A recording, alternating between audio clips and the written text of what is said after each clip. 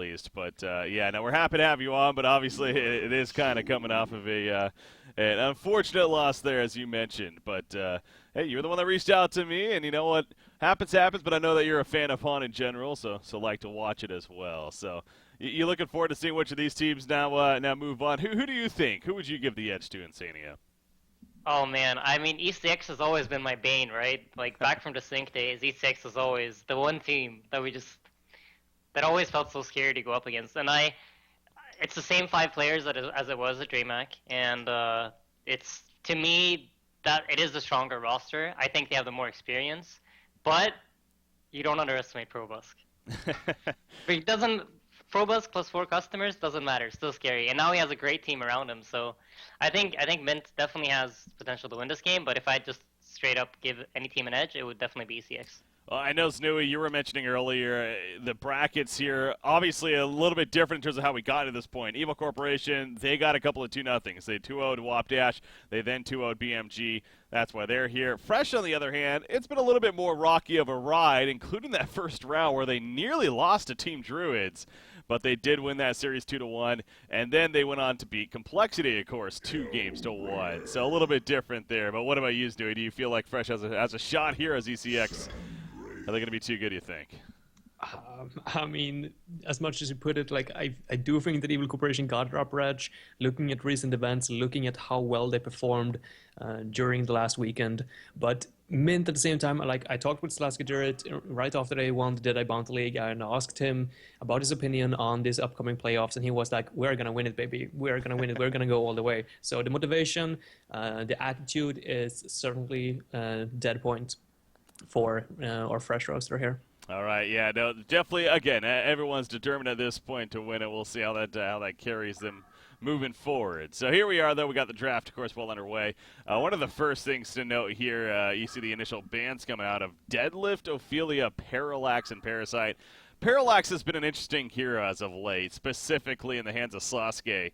He has definitely shown that he's really good with that hero. So understandably, I think it's safe to say, banned by Imboboy here. But then we have Tundra into Magnus, Warbeast into Wild Soul, Hellbringer into Sanaray. So definitely some things to talk about. Znui, we'll start with you first. What is your take on this draft? Well, if we're going to go back to the Parallax just a little bit quick, like I think that talking from the average player in mind, at least, I think that his strength lies in his unpredictability. Like if you compare it to a Hammerstorm, for example, that got one of those visually very noticeable stuns with a long 14-second cooldown, you know for a fact that, okay, when that's done, it's free. If he uses his ultimate, you shouldn't stand next to him, but it's quite simple, it's quite straightforward. Competitive players might have another take on it, but I still feel like Parallax, like, he got so low cooldowns, he got a lot of silences to utilize, he got a lot of mobility, so it's just scary on that point. Perhaps you can relate to that, Breaky. Yeah, definitely. It's been fun seeing the Parallax and how he's kind of just growing onto the scene again, especially with Sasuke playing it. But there have been several other teams that have also, given it a shot and definitely have had some success with it as well. So, Insania, what do you think about the draft so far, though? Just to touch on Parallax real quick, I think the hero is, like, as someone who hasn't played on for a while, I kind of agree with Nui. It just, stuff happens and then you're dead. You don't really get it. It's just like, boom, boom, boom, boom, boom, you're dead. He can jump a bunch of times, he silences you, he does a bunch of damage, so I'm glad he's not in the game. I'm not, like, exactly sure on how good I think the hero is, but with any hero that is, like, new on the scene before an event like this, it's extra scary because you're not as used to playing against it. It's a new hero, and, like when you're playing against a mag, you know what a mag does, you know how a mag rotates, you know where a mag's going to be on the map because you've played against Magnus for like a bunch of years. 6 years. So I think Parallax, yeah. So Parallax has that advantage going from, which is why I like that Imboboy just took it out in the first 4. He's like, okay, we're probably the more experienced team.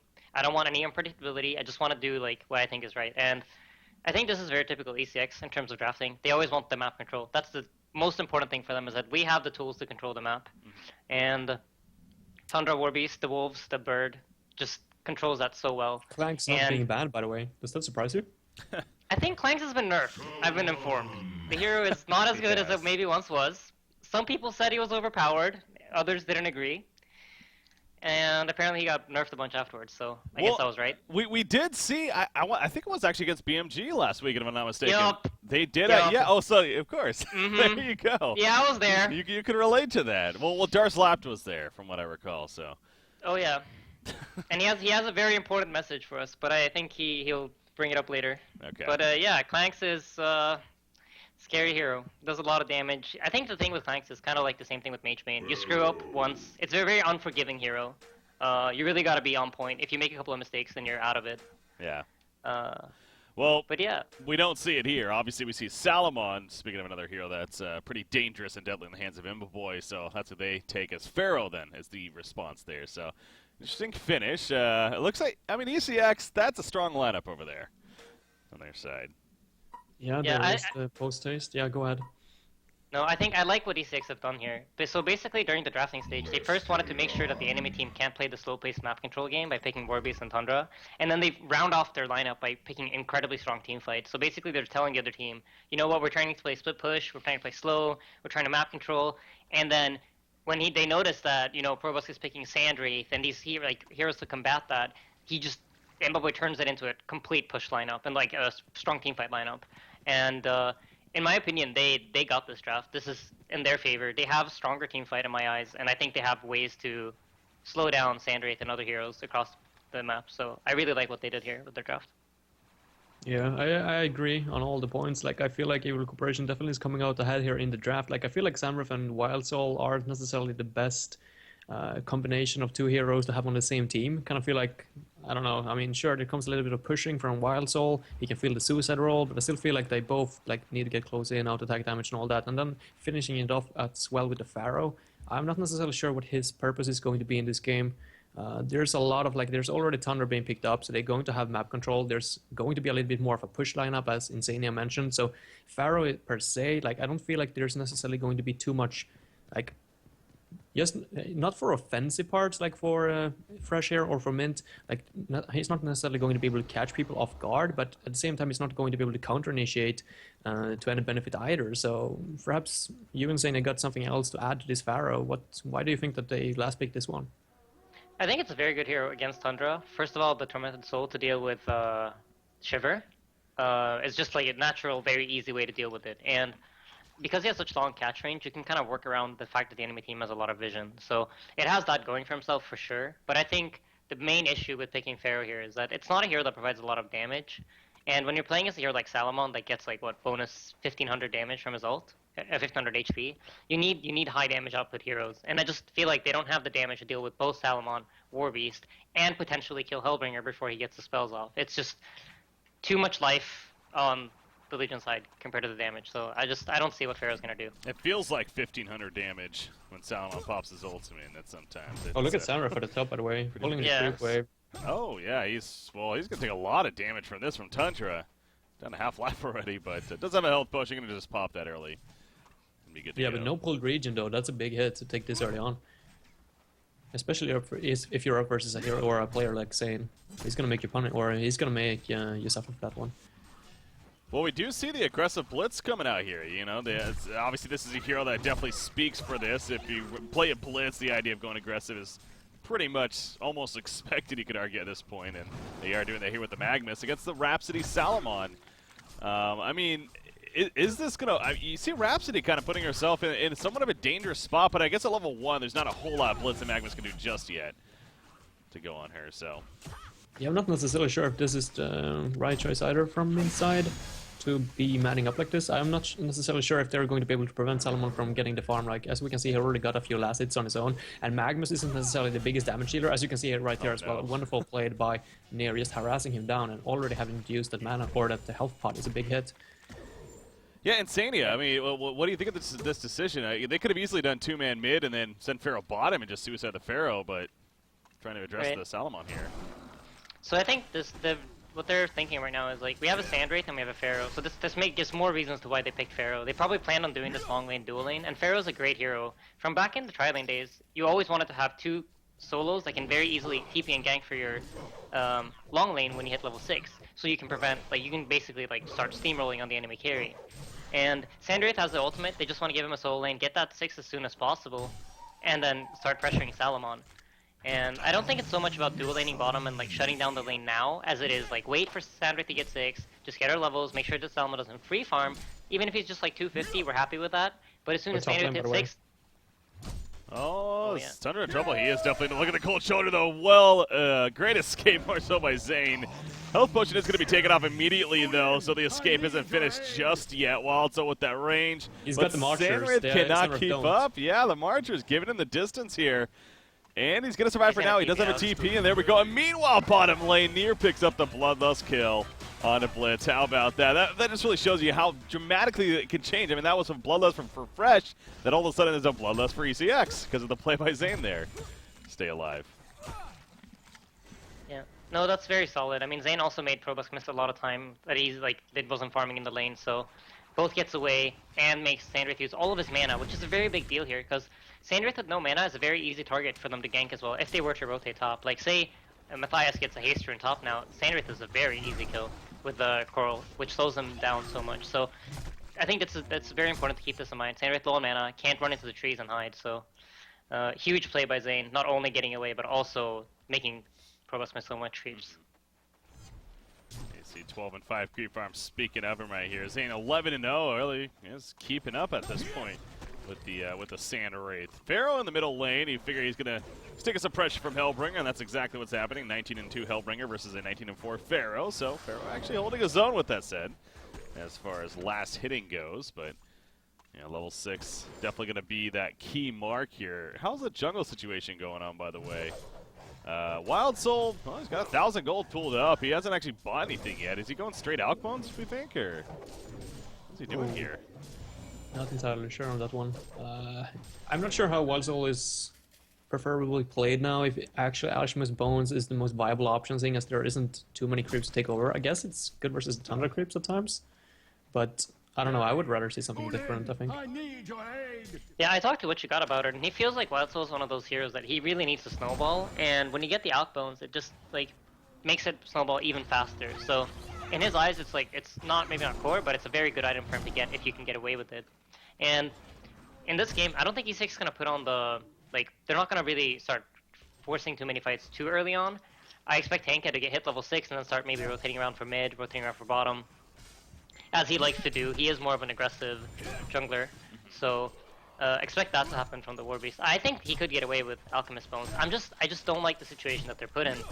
Like Hellbringer's doing good mid, Tundra's doing good top, Warbeast is free farming jungle, and Salamon is Salamon, so he's hitting very high GPM. So right now, E6 are basically farming every single core on their team. So I'd be worried if I were. Yeah, you see bottom lane, it looks like no, that's not gonna happen. I think that was the plan right there, but Blitz couldn't get close enough for a stunt, Yeah. so. That's a big This is cooldown massive. to use this early on. So yeah. big, yeah. I think this is a big part of their strategy, was just to be able to have these rotations in from Sandwraith, and now it's 2 minutes that they're just not going to get pressured on Salamon, and when he hits 6, it's just so much harder to kill him.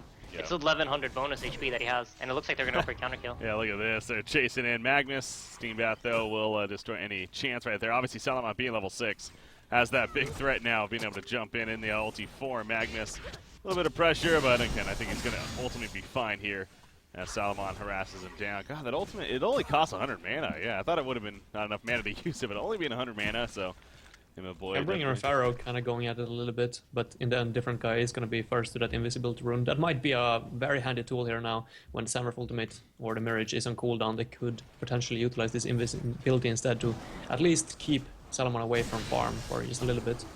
What do you do now? Yeah, and like top lane Sandwraith's caught by the Thunder ult, and Warbeast is on him, but he has mana now, so he can get away. But Blitz, can you run? Run, Blitz, run! Good, let's get out that quick in. Is it enough? Mana battery? I mean, he has ways. The mana battery, it's on the quick hit. He's barely alive, and he's going to stay alive. Are you kidding me? The Hellhounds, though, Or is he? are going to chase him down. So what was so pretty initially ends up being a kill on a Bunny Lover there. But now Takefet is in trouble. He does not have a Homecoming Stone. Obviously, no ultimate. He is going to be killed by, oh, maybe. I mean, Wildsole, I suspect, is going to be a kill here. There we go. There, he finishes it off. Pharaoh was coming just in case. So, ultimately, sacrificing yourself to get a Blitz kill, not worth it for Warbeast there in the long run. It is a Tanka play, though. I mean, Tanka hits 6, he TPs to the off lane, goes to the play. Doesn't matter what hero he is. He always wants to put on that pressure. And I think even though in terms of, like, raw statistics, like number-wise, it's not worth it for them.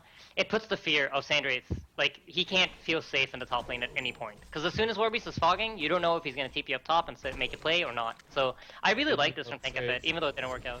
Mid lane. There you go, middle lane. Jumps on a Hellbringer right there. Malphus is going to be used immediately, but is it enough for Matthias? Blitz with the assistance, and the Blitzkrieg more than enough to get the kill. But look at Malphus and the dot damage so much. Rhapsody will fall, though. But it ends up being a 2-for-1 in favor of mid. Sandwraith, will it be a 2-for-2? Yes, it will. Salamon, that did not end as pretty, especially with Salamon getting the kill on a Sandwraith right there. Not really what you want if you're fresh, unfortunately. So, well played, though, by Salamon, able to rotate in there and get that kill. So Sandwraith not necessarily having the decent start here. But, I mean, you look at least Wild Soul is continuing to do pretty good, but he did get Alk Bones. Okay, I was wondering. He has him on the bear currently.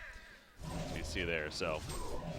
But good pressure being put out from ECX. Good turn in the end in that middle lane.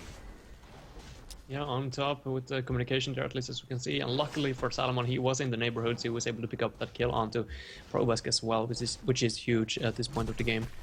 Like, Sandwraith is really falling apart, or falling behind here, if you compare him to Salamon. Obviously, Salamon is going to be a little bit higher by nature, but still 250 gold per minute only on Probask. Seeing as he was in a 1-versus-1 situation as well, you would kind of expect him to be a little bit higher at this stage of the game. But look at this, they might be able to get a kill on the Tundra up here on the top lane now.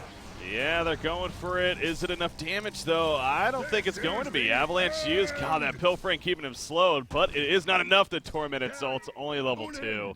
If that's level 4, maybe, but yeah, still might have been short anyway, so Tundra survives at the top. Yeah, they're keeping recuperation on their toes at least, though, which is the important part here. Like, Avalanche was used as well in a defensive kind of situation there, so they're not going to have that for offensive use now for the next 1 minute or whatever the cooldown is. Yeah. 8 seconds or so. So that's still a win for our Fresh Roaster. I think they are happy as long as the recuperation doesn't necessarily put as much pressure on them. I think that the recuperation are the ones that sooner or later have to make the move. I want to bring up... Oh, go ahead. No, I was gonna say that I kind of agree with it, but in my eyes, the timer is reversed. Yeah, ECX are the team that's gonna have to make the move, but I think the slow, like, if they get to hit like critical mass, that I'm starting to call it now, like when they just get all the items that they need to force that push, I just don't see how Fresh is gonna hold it off. But like, if you look at it right now, yeah, it's good for Mint that nothing's happening, but mid lane. Yeah, they're trying to make something happen here as ECX. That's an easy kill in the end. In fact, there's that Thinkafit with the ultimate form also helping to chase. Salamon off to the side has his wish for revenge, but not going to get the chance to use it. And in the end, they'll be satisfied with a 1 kill and probably a tower kill on top of that. As, yeah, there we go. So, nice. Oh, actually, Magma's going to get caught as well. And there's the ulti from Salamon, and Sasuke falls. So, thought it was over. But well, really well played by Zane, circling around from that angle and getting the avalanche off. That's not something that he should be allowed to do. Not versus Magnus. Like, he should at least be able to steam buff that one off. But like, now they are going to get 2 towers here in the mid lane as well. This is so crucial for map control. Yeah.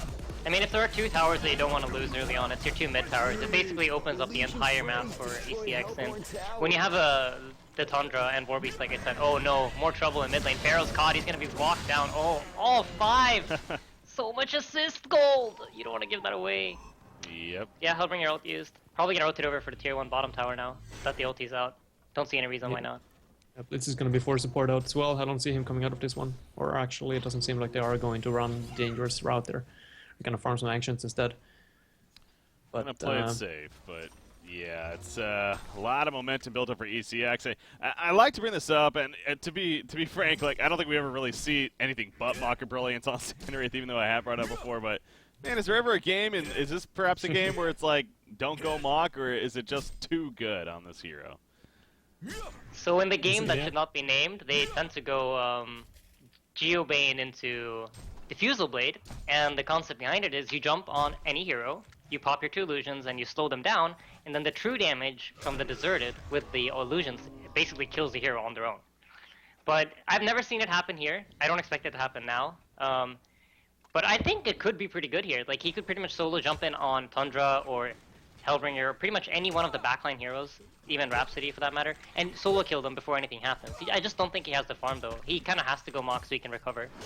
Yeah, there are arguments going for it, seeing as there are no real portal key threats at the Legion side. I mean, sure, Tundra, but he's not necessarily the deadliest portal key hero, at least not when it comes to team fighting. So I could definitely see it as a viable strategy as go the Geometers into the Nullfire.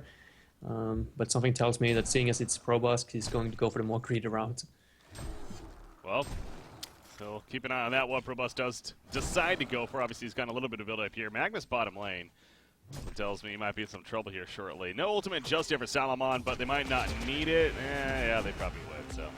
Yeah, he's going to be fine as he stuns away. But they're instead going to group up and push the bottom tower as Warbeast is here with the level 4 Battlecry, of course, so... Should be some good Modern pressure. Brilliance here on Salomon coming out as well. First Really? item, I think it's a those Doombringer. monsters. Oh. Yeah, it's the Could really You want to put OLED. money on it? Yeah, dude. Impoboy got this. Like, he gets bonus HP from his ult.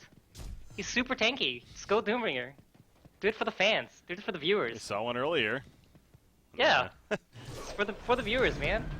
Gotta put on a show. But no, obviously it's a Mock of Brilliance. He's gonna hit his timing so much before Sandwraith. And this is kind of what I was afraid of for Fresh. Like, he's just gonna be so big. And I just don't feel like they have the lockdown or damage to deal with it. And in my eyes, E6 can pretty much just truck this way all the way to high ground right now. If I was, this is old sync, I was captaining, this would be a go 5 high ground right now. Because there's just so little damage coming out of Mint. There's no blink on the Magnus, so the Magnus ultimate isn't really something you need to be afraid of. Wild Soul is a great hero if he can be ahead, but when it's Salamon is in the game, I just don't feel like, you know, he's that farm. You just don't feel like he is.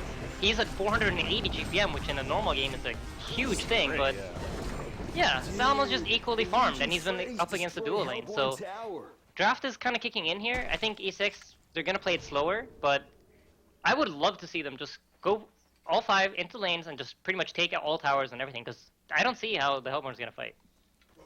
God, speaking of that, though, Denver to Pro here, man. He's living up to his name as 480 gold per minute on the Wild Soul for sure, nearly 500 now. So the Alkbone's obviously paying off when it comes to assisting with that farm quite a bit. That's got the Abyssal Skull, has a Mighty Blade now.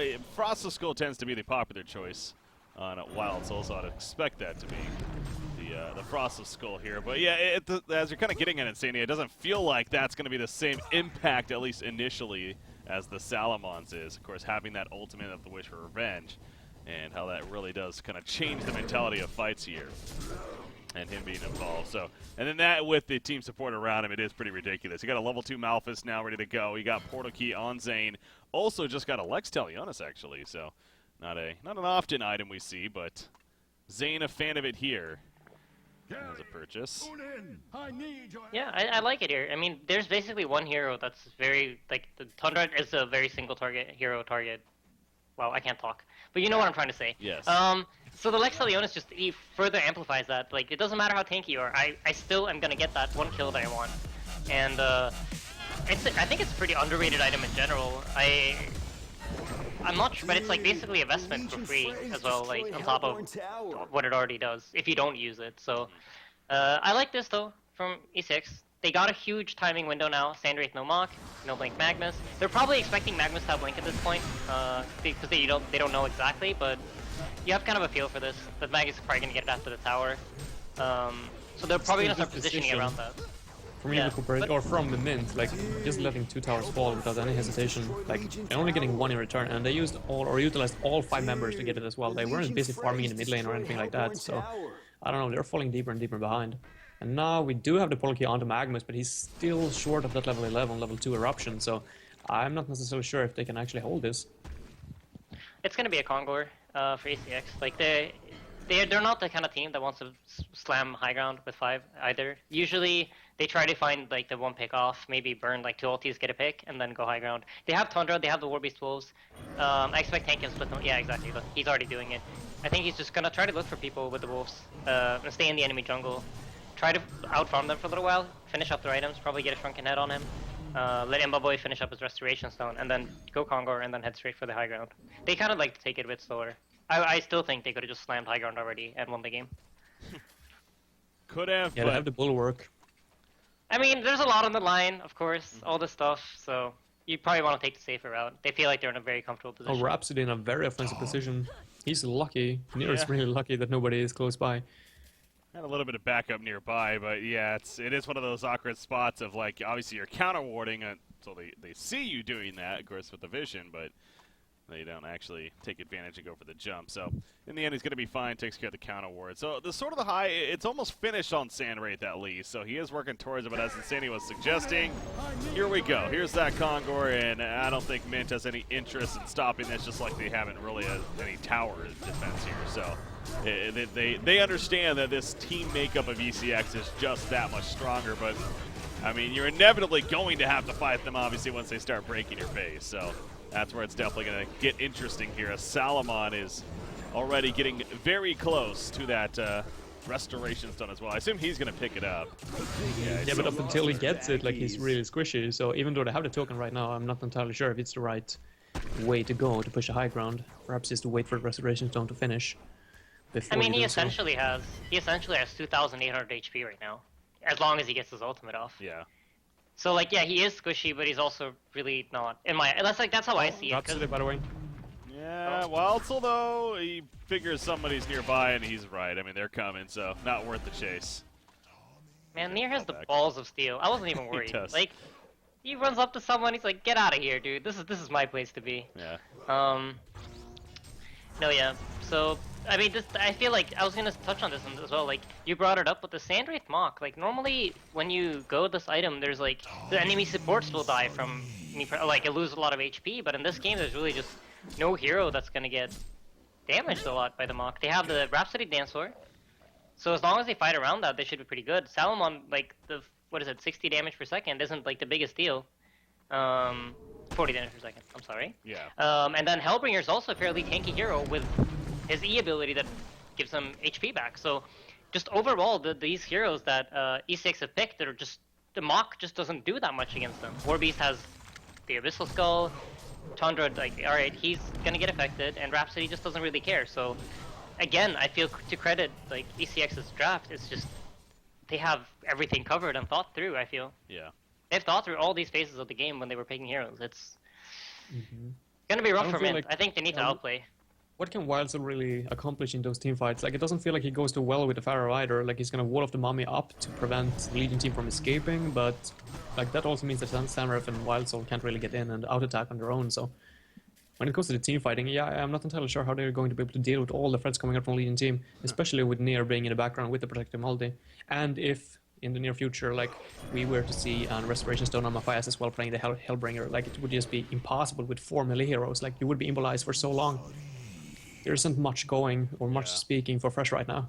They need to hit some big eruptions. That's actually a really good point about the Pharaoh pickup. Yeah, being that final pick, the fact that a lot of their damage is coming from melee. They have a 4 out of 5 melee team that can almost hurt you in some ways. So yeah, we'll see though if that has impacts here. I mean, again, they inevitably are going to have to defend, and this is that time. There's a level 2 eruption, but he's seen. The Shiver sees him now. So much damage taking on the tower as well. Come on. Yeah, they're at a point where they know that they really can't go all in just yet. So they're gonna let that fall. But I mean, who's middle? That's Sandwraith there. Here we go. Yeah. Here we go. He's got the ultimate. There's the eruption, but he missed. He missed the stun anyways on a Warbeast. Here goes the Salamon now with the counterplay of his ulti form, going for kills on the illusions. But they catch Wild Soul. He's tanky, but he's not tanky enough. He goes down. Salamon comes out of the first ultimate. He has a second one. Actually doesn't have the mana for it, but it doesn't matter. Wild Soul staying dead. And that's Rax. That hurts. It's not easy to come back off the fight like that. If we don't see the GGs being dropped here in the near future, like game number 2, like still, this is so demoralizing for the Hellborn team. Evil Corporation is rolling over their opponents at the moment. Great counter initiation with Hellbringer. Yeah, not only that, just look at how much HP everybody still has. Like, most of the heroes are still at full HP. Normally against the Sanders you don't see this, but they just have everything they need. Their heroes are too tanky for them to kill. They still have the token on Salamon. There's just so little that I feel Fresh can do. Honestly, I don't even know if E6 run him 1 by 1 into the Hellborn base. I still don't know if Mint can win that fight. It's just so much gold on the Legion side, and I really hope Mint doesn't let themselves affect us. Just be like, alright, you know what? They had the better plan this time. They came in with a better strategy, and we really just never had anything going for us this game. It's fine. It's not like they're better players. We can do it next game. Yeah. I would just move on. I just don't see what they're hanging on for. But you never know. Some kind of huge misplay might happen. Someone might forget to pick up cheese and Kongor. E6 has done it before. Bananas, sorry. So it's basically prayer right now. If you're on mid side, pause the game, sit down, pray. Hope the Han gods someone helps you out. are in your Yeah. favor. Yeah. Well, there are going to be veiled rods here, used by Magnus and Pharaoh at least. I'm not entirely sure what they're hoping to accomplish with that. Seems like they're on different pages as well. Yeah, it's running straight into... I'm not sure how he was revealed. The shiver. Oh, it has True Vision, right. Yep. And they're going to see him right here. And now Warby's not going to pop his ultimate, though. Not going to chase. Going to let him be for the time being, at least. Another Veiled Rock coming in. But as you mentioned, Shiver, he will be able to spot that, so you got to be careful. That's such a good counter. Yep. Powerful tool. All right, it seems like Evil Corporation made up their mind here at least, and they are going to no, never mind. They're going to get the Shrunken. They're going to get the Shrunken. Yeah. Yeah. It's Shrunken, Salamon, then we go 5 bottom. Oh, middle line. Oh, Morbius or Waltzel. No, he's fine. Yeah, get the Shrunken and Salamon, then yeah, probably reset and go. I wouldn't be surprised if they even wait for another token, but... Hellbringer is going to finish or complete his Restoration Stone here in the near future. I think that he already got 2 components. Look at Tanka, though. He's not even going to die. He's just tanking the damage. Gonna get caught by Pharaoh somewhat, but that Shrunken Head allowing him to escape, and Blitz cannot get Look close at him! enough. Yeah, he's taunting them! He is, I saw that. He's doing his stop. Oh my god. Tanka. Manners, please. Taunts, kinda. I mean, to be fair, Salamon was coming over with an ultimate, so I think it was almost he like wanted him to jump in. Yeah, I guess. So. It could have been that too. But mid lane though, Denver's caught. And there goes Wild Soul. Yeah, Oh, it's wow. not gonna get better. In. I think it's pretty evident this is game number 1 just about in the books for ECX right here. So yeah, it's that age-old argument, you know, should they really stick in it? And you know, we don't. Every team's different. We're not in their Skype call, of course, or whatever they're using. So how their mentality is, but you just hope for their sake that you're not letting them get them down moving into another game here, because this one's all but over here, and possibly going to come to an actual conclusion at this point. Pharaoh going to be taken out pretty quickly despite that barb. Armor Magnus, not much he can do. Eruption not up. He goes down. GG's being called. Hat trick for him, boy. Let's say it's over. And they do. All right, so game number 1 officially in the books here, and it does go to ECX. You know, they're the confident team, man. They're still undefeated here in these playoffs. They're up 1-0 now in this series. So 1 by 1 here, guys. Nui, what do you think? Game number 1 there, final thoughts? Pretty straightforward. Evil Corporation beating Fresh on every level, every aspect of the game. Draft, gameplay, ganks, rotations, communication. There isn't much left to say. Like, I just hope that Fresh comes back. Like, I don't feel like these kind of lineups just fit their mentality in general. Like, I know that Probus likes to sit back, but I don't like having 2 physical like carries having in the backline that both like relies on getting in there, dealing out attack